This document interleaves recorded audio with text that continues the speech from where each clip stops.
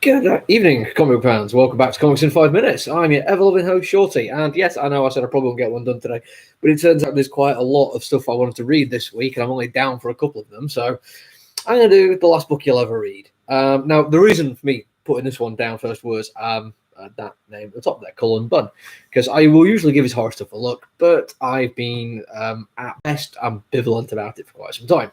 Then I read Parasomnia, with beautiful Andrea Mutti painted artwork, and I absolutely fell in love with it and reminded me why he's such a good writer. So I was like, right, okay, he's doing a horror comic book again. There's something to do with Vault Comics. They have a little bit of a different ethos, and they tend to put out something that's a little bit more kind of experimental and out there.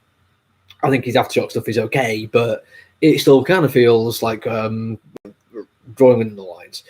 So chance to do something a bit different. And there's going to be quite a bit of comparison here because I'm going to be talking about other things it reminds me of and where it falls within like my sphere of enjoyment.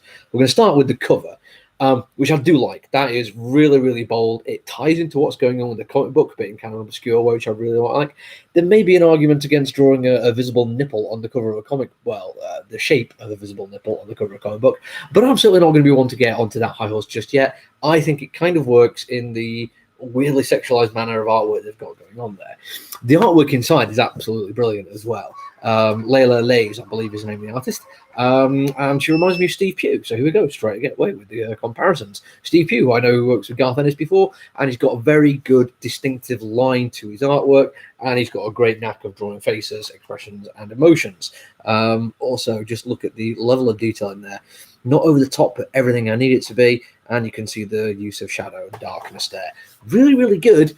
Better than Steve Pugh.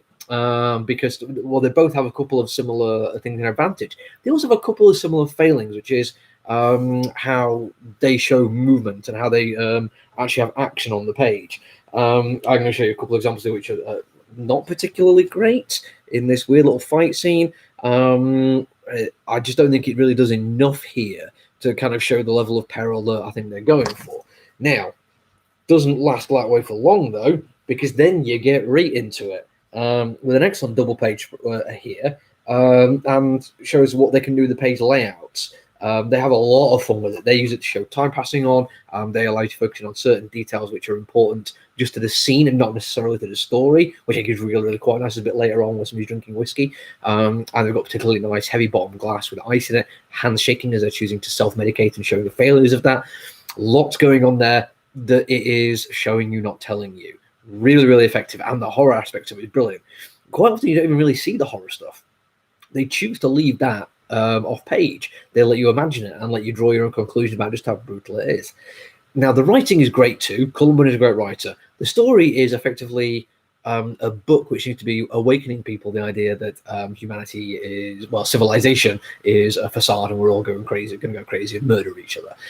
The reason I'm talking about this as a comparison is I'm currently reading Needful Things by Stephen King, which is a similar kind of thing. But if anything, even though it involves the devil, has less overt supernatural things going on. The devil in this simply takes people who have seemingly regular lives and by the judicious application of uncomfortable, unpleasant situations, proves how willing they are to turn their back on civilization and become barbarous.